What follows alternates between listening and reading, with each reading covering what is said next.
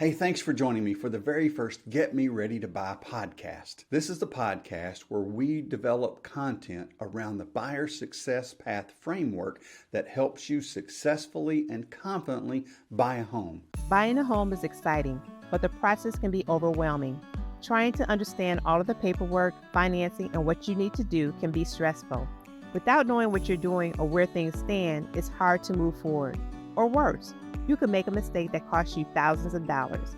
That's where the Get Me Ready to Buy podcast, hosted by Jeff Jones, comes in. Jeff is a realtor, coach, and entrepreneur.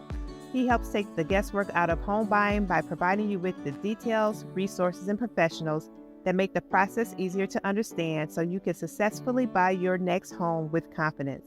Now here's Jeff. Buying a home can be extremely overwhelming with all of the details, the documents, everything that's involved in the entire process. It can be overwhelming, and you deserve to be able to buy a home with confidence. This podcast gets you ready to do that. Brand new content is available every Thursday, either where you get podcasts or you can watch the Get Me Ready to Buy YouTube channel. Again, new content is available every Thursday. So what is the buyer success path? Well, it's 6 elements that help you successfully and confidently buy a home. Now, every week we don't cover every element, but we do build our topics around at least one of those elements. Real quickly, I'm going to tell you what those elements are. The first one is to partner with professionals. Imagine having a team of people just like maybe The Bachelor could have to say, she's the one or she's not the one. There's a team of professionals ready to come alongside you that can help you confidently buy your home. We'll talk about those professionals. The number 2 is plan the money. It takes money to buy a home. You can't just sign a piece of paper. Somebody has to have the money. Now, maybe you have cash to buy a home, or maybe you're going to find a bank or another lender who's going to loan you some or almost all of the money to buy a home, but there's got to be a plan in place. Number 2 element of the buyer success path is to plan the money. The number 3 is to pick the place. Now, it's not just a matter of here's the menu and here's what I want on the menu.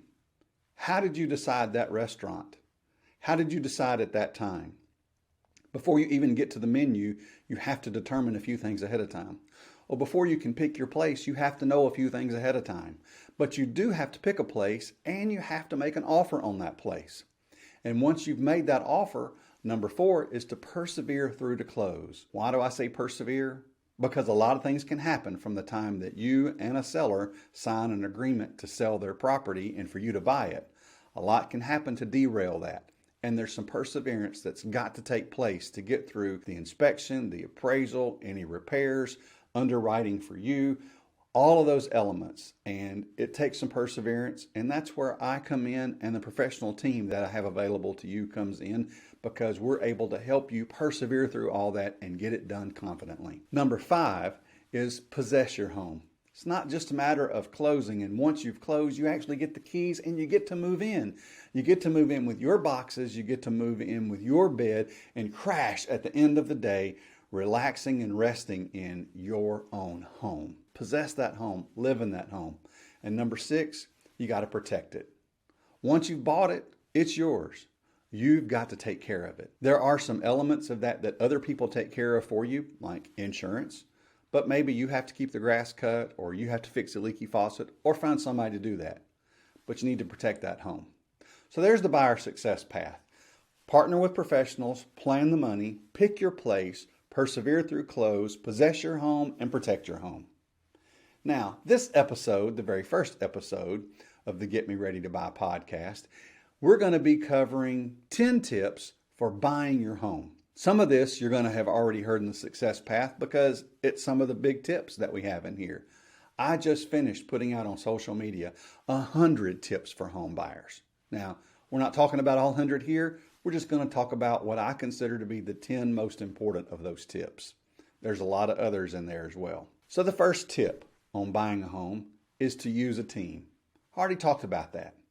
You need a real estate professional like me to come alongside you who can help you navigate all of the contracts that are involved, the paperwork, fill in the blanks, negotiate on your behalf so that you get a good deal that you're confident in moving forward to get your home. You're also going to need a lender unless you're paying cash, but somebody who's willing to front you most or all of the money to buy that home that you're looking to buy. There's a whole process you have to go through with a lender. More than likely, you're going to want a home inspector to inspect that home so that you can know all of the potential items that you're going to have to deal with or that you ask the seller to deal with before you get to possess that home. You're going to need an insurance agent, and I've already mentioned that when I mentioned about protecting your home. You may need a handyman person, an HVAC person, lots of different people, but there's a team of people ready to come alongside you. And one of those that I didn't say a second ago is that closing attorney, a real estate attorney who can help us navigate sticky legal questions, but also can make sure that the home that you're buying, that you're actually going to be able to own that home, that somebody else doesn't have a claim to it. It's important to have one of those real estate attorneys involved in the process and part of your professional team. The second tip, number 2, is to save for down payment and closing costs. I mentioned it takes money to buy a home. You're going to need some money for some down payment unless you buy in an area, a USDA rural area, or you use veteran benefits to buy a home that pays 100% of that home, so you don't have a down payment on it. Depending on the type of loan that you get, you could have a minimum of 3 or 3.5% that you have to put down on that home. A $300,000 house, that could be $9,000 to $11,500. So you're going to need some money for a down payment. And even if you don't, you still need some money for closing costs. Now, what are closing costs?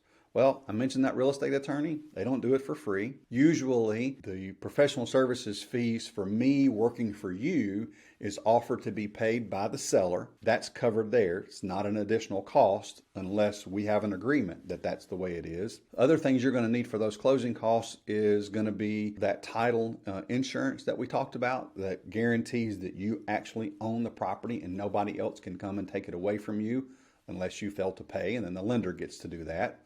But a previous owner or heir can't come and do that because that insurance protects you from that. Part of those closing costs are also going to be what we call prepaid items. You're going to prepay a certain amount of homeowner's insurance, and it could be the entire first year and a few months. You're going to prepay some taxes. You're going to prepay a little bit of interest. You're probably going to have a loan origination fee from the lender. All those things add up, and that could be another 3 to 4 or 5% of the price of the home, the value of that home, that whatever you're purchasing it for. A $300,000 home, again, that could be anywhere from $9,000 to $12,000 or more. And you're also going to need to pay that home inspector up front, and you may end up having to pay the appraiser that the lender gets to determine the value of the property. You may need to pay that up front as well, because if the deal falls apart, that lender's probably going to want to make sure that they're not eating the cost for that appraiser, but that's you. That could be another $300 to $500 for each of those. So a $300,000 home, if you're having to make a 3% down payment and you're having to pay closing costs and you have a home inspection to pay for and you possibly have an appraiser to pay for, that could be a minimum of $20,000 that you would need already saved up. So even if you're not ready to buy a home now, but you're planning to buy a home in 6 months or a year or 2 years, it's not too early to begin saving for down payment and closing costs. That's the second tip. Now, tip number 3 is get pre-approved. Have that lender on your team and go through the process to get pre-approved, which tells you how much money a lender is willing to loan you to buy a home. That also determines what price range you're looking for in buying a home. You might think that you can afford a house payment, a mortgage payment in total of, let's say, $1,800. But you go through the pre-approval process and that lender says they're only going to loan you enough money to buy a home where your payment is $1,600.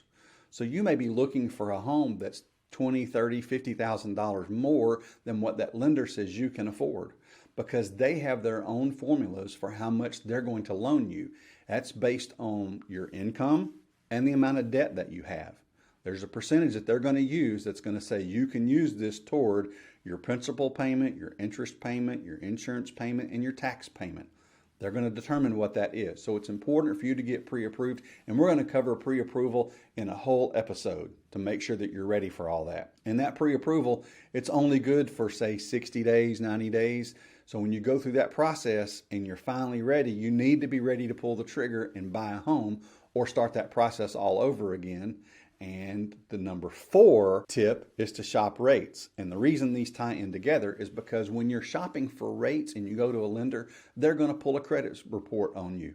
That's going to have a slight ding on your credit score. So when they're pulling credit, it's going to ding your credit score. If you don't buy a home when you've gotten through the pre-approval process and you start that over again in 6 months or a year, that's going to be another ding on your credit score because they're going to have to start that process all over again. Don't really finish that process until you've got everything ready to buy that home that you're looking for. While you're shopping rates, you can actually shop rates at multiple lenders, and the credit bureaus record that as one credit pull. If you go to 5 different banks or mortgage lending places, mortgage brokers, and you search for 5 different rates and 5 different programs that they have available for you, that's not 5 separate pulls. That's just one pull, which is good for you because it allows you to find the best loan for you. Hey, thank you for hanging with the Get Me Ready to Buy podcast so far. You need to know how ready you are to buy a home, so get your score at readytobuyscore.com.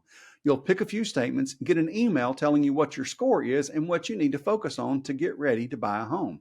If I can help you in my market, which is the Mid-South, the Memphis metro area, please let me know. If you're in another market, I've got agents all over the country and in a few countries around the world. Reach out to me and I'll connect you with one of our agents who can help you get your home bought wherever you are. Now, back to the show. I may have some lenders that I recommend to you, and their rates or the products that they have available for you aren't a fit. We'll help you find the best fit for you to get the best home for you, to get the best rate for you, and best loan product for you. Number 5, know your credit score. Hey, there's links in the show notes to get your annual free credit report that allows you to get your credit report from Experian, Equifax, and TransUnion. You need to know what your credit score is and what's on your credit report. You can't change accurate information on your credit report. But if you find something false on there, get it fixed before you start the lending process. At least when you have a first initial conversation with a lender, that lender can probably do a soft pull and give you a heads up on some stuff, but you probably ought to know that going into it. If you're going to buy a home, you got to be able to take care of it. So part of that is getting ready to take care of it and taking some ownership of your own personal credit score and credit report. So know what that is. And the number 6 tip is to protect that credit score. If you're going to buy a house and you need a couch and a chair and a love seat for it, don't go buy it until you close. Don't even use cash to pay for that. You need all that cash in the bank. You need to protect your credit score by not going into debt anymore. I've got a niece that just graduated from college and has a great job and is going to be buying a home in the next 2 or 3 months, but she also wanted to buy a car. I got her connected with a lender, or she got connected with a lender because she's not buying in my market, but I helped her find a real estate agent who can help her in her market, connected her with a lender. When I talked to her this weekend, she said, yeah, that lender's told her she probably ought to hold off on buying a car until she's able to purchase that house in the next 3 or 4 months. Then she can go after that car. That's protecting your credit score. Don't mess up your credit score, because when you get through underwriting or get into underwriting that the lenders do to verify all the information you give them is actually correct and it's still correct, buying something on your credit card, spending a whole lot of cash on something could derail your plans to purchase a home, which makes you stuck living where you don't want to be living and frustrates the seller who trusted you to do everything you could to get through the process to buy their home. The number 7 tip is be selective. Know what you want, know what you would like, and know what you don't want. You're not going to get everything that you would like in a home, not likely, but know the 2 or 3 things that you have to have. You have to have a certain number of bedrooms. You may have to have a certain number of bathrooms. You may need it on a corner lot. Just because you want it fenced doesn't mean that you can't fence it later on. You can't move it to a corner lot if that's what you want, or into a cove if that's what you want, or in a great neighborhood or in a secluded area. You can't move that house there. So those are some non-negotiables. Last summer I had to buy a truck. I had an '03 Dodge Ram that I had since 2005, and this is 2023, depending on when you're listening or watching this podcast. I had to replace the engine in 2017, and it blew again in the summer of 22. At 270 something thousand miles, and already had put a second engine in it, I wasn't going to put any more money in it.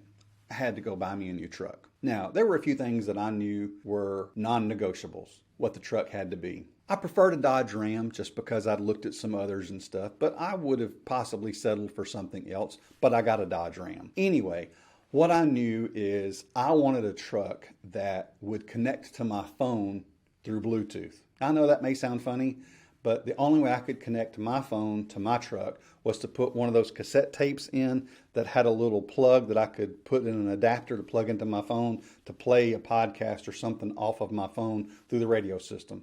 I didn't want that hassle. Newer cars have that, but still it was a non-negotiable for me. Another non-negotiable was it had to at least be an extended cab. That's what I had before. I drive my wife, family, possibly some clients around. I wanted to make sure that I had a back seat that they could get into. I actually drove a crew cab and decided that I needed to change what those non-negotiables were. Not just an extended cab, but a crew cab. I mean, there's more legroom in the back seat of my truck than there is in the front seat of my truck. It is amazing. So I knew some things that I had to have in it. And I knew I didn't want it to be a dark color. I didn't want it to be black or blue or whatever, a dark color. And so I was looking for that. I actually found a truck that had that, and the other non-negotiables were no more than a certain number of miles, no more than a certain age, and no more than a certain price. Those are my non-negotiables. I would love to have had a bed liner, a sprayed-in bed liner, a cover over it, and some of those running board steps on it. Well, the truck that I got didn't have the spray-on bed liner. I added that. It didn't have the bed cover. I added that. And it didn't have the automatic push-out steps that when you open the door, they come out, because that's what best fits my wife for height for making a step. I added those things, but I got my truck. It's the crew cab. It's got Bluetooth in it. It's got a backup camera on it. It's got a remote start. It's a 4-wheel drive, and it has a towing package. Those were some extras. They weren't part of my criteria, but I knew what I wanted, I knew what I didn't want, and I knew what I would like to have. Well, I found a truck that had what I wanted. It didn't have what I didn't want, and it missed out on some things I would like to have had. Same thing for your house. Be selective. Know what you want, what you would like, and what you don't want. Number 8, hang in there. That's part of that persevere through close. And you might even have to persevere before you even get an offer in. I've helped clients before buying a home write 10 to 15 offers on homes when there's real stiff competition, and it took that many to actually get a home that we were able to close on and that they moved into. That's going to take you hanging in there. Don't give up when you don't get the very first home that you make an offer on. Hang in there. You don't want to be stuck living where you don't want to live. You've already got a lender on board. They've already done their credit pull, credit score, and all that report on you. Everything is ready and you've saved up your money, so hang in there. And when you do get an offer and the home inspector reveals some things that the homeowner didn't know and that you weren't aware of that you would like to have fixed, we got to negotiate through those. That's why you have me as a professional on your team. Or if you're not in my market, I can help you find an agent in your market who can help you be that professional on your team to navigate all of that so that you're able to get your home closed. Hang in there. There may be some renegotiation after the inspection. There may be some renegotiation after the appraisal. There could be a hiccup on your part from underwriting that's going to delay it to where after close, so we have to extend the close. Or maybe something changed in the seller's personal life that they're going to have to adjust the close dates. Anything can happen in that process. Just hang in there and be ready to have a new negotiation to figure out the next steps of moving forward. The number 9 tip is get a home inspection. You would be surprised even with new construction homes. No one's ever lived in. The builder just finished and just got their certificate of occupancy. You'd be surprised at what an inspector friend of mine puts out on social media of pictures he's taken in brand new homes. Missed insulation, pipes not connected, ductwork not going through the ceiling, through the attic to get gas fumes and vent pipes out. All kinds of things that can happen. Get a home inspection. The home inspector is not there to derail the purchase. He's also not there to make the seller look like a bad guy in the condition of the home. But the home inspector is designed to give you a one-time, at that moment snapshot of how all the systems and elements of your home come into play. That home inspector is not a licensed HVAC technician. They're not a structural or mechanical engineer. They're not a roof person. They're not a foundation person. They're giving you a visual, or they'll use their little camera to shoot in behind the walls to see if there's moisture and stuff in there. But they're giving you a visual look of that home at that moment as a professional who's trained to know what to look for. You're going to get a detailed report anywhere from 30 to 60 or more pages of details and pictures showing you the condition of that home. Then you have some things to consider, and I or your agent can help you navigate that. But get that home inspection. And the number 10 tip, listen to your team. It doesn't do you any good to partner with a team of professionals to help you if you don't listen to them. You look at any elite athlete in any major sport, they more than likely have multiple coaches. Those coaches may have never played on a championship team, won a championship team, possibly may not even have played that sport. But the role of that coach is to observe and to watch that player, their client, and help them come up with a strategy to be more successful at doing what they are doing. It doesn't do any good for that professional athlete to pay that coach a huge amount of money to help them become better if they don't listen to them. Now, you're not paying anybody on that professional team that you have, that you partner with. You're not paying any of us the same level that those players are paying those coaches. However, you've brought us onto the team for a reason. We're not always going to be right, but we're always going to have your best interest. I or somebody else may be telling you, man, you better jump on this house. You better walk away from this house.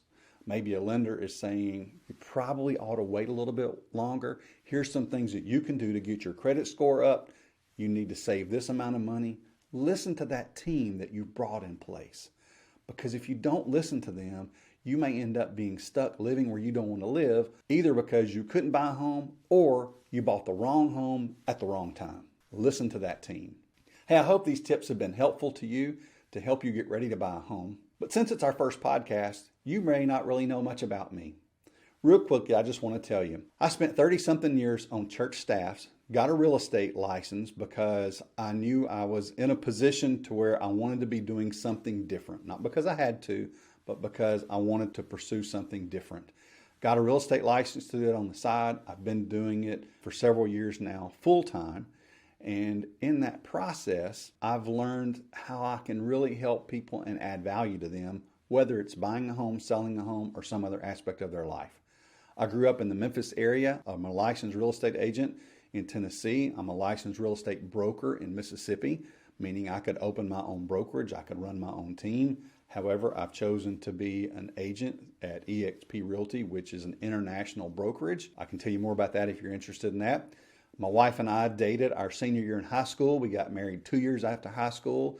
We've been married, it'll be 38 years this summer. Got 2 daughters, and I've got 1 granddaughter, which is great. I'm G. Paul. Hopefully that's what she'll call me.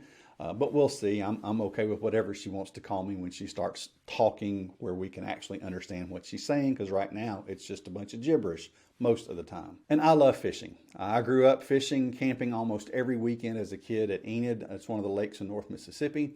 My wife and I bought a home. And speaking of buying a home, we've actually bought 6 homes since we've been married, or 6 homes total, because we didn't buy any before we got married. We bought 6 homes and we sold 5 of those, all before I got my real estate license.